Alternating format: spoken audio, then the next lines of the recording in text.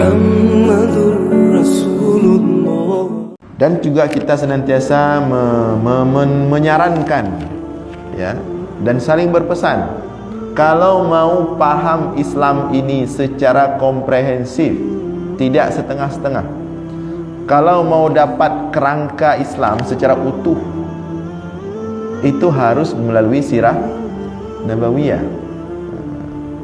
Kalau enggak utuh kita dapat Islam. Setengah-setengah akan sering terkejut. Kalinya kiban caranya kejadiannya. Kali ujung-ujung hanali kancu dengan dungau ujung-ujung. Kan itu sering keluar orang-orang seperti ada orang-orang nyoh hanalinya kabehnya tinggal tapreh, tinggal tapreh heret bulan dengan tapreh bertuh gunung hanali tu punya. Nyoka kiamat. Hanali tengok ke kiamat. Kabla banyak-banyak lagi persiapan. Persiapan itu akibat tidak ada pemahaman sirah Nabawiyah secara dan itu banyak di Indonesia. Semangat beragama tinggi, tapi pemahaman Islam tidak utuh. Dan itu sangat menyusahkan, sangat merepotkan. Dan justru hal-hal orang-orang seperti itulah yang menyulitkan Islam. Maka kata Rasulullah, Islam ini tidak dibuat sulit oleh orang luar.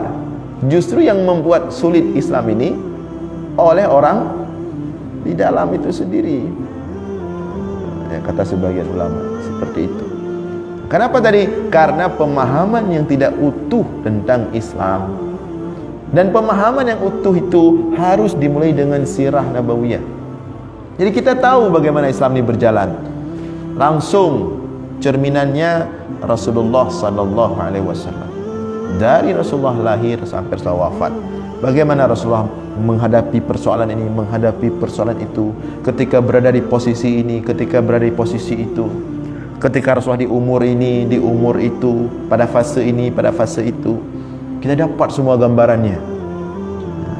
Sehingga apapun yang terjadi hari ini, kita sudah punya tolak ukur. Enggak terkejut lagi. Ada terkejut, santai dah. Kalau Rasulullah ada sekarang, bagaimana beliau akan menghadapinya, punya gambaran kita. Kalau punya pemahaman yang utuh tentang sirah Nabawiyah, kita punya gambaran. Kata Rasulullah, laqad kana lakum fi Rasulillah uswatun hasanah. Sungguh telah ada bagi kalian pada diri Rasulullah itu uswah, contoh semua hal. Jadi enggak ada yang terjadi hari ini yang tidak dihadapi oleh Rasulullah. Cuman beda tempat saja, beda pelakunya saja. Peristiwa sama semua sampai hari kiamat. Wa tilkal ayyamu nudawiluha bainan nas. Sama semua. Cuman beda waktu, beda tempat, beda pelaku. Peristiwa sama semua.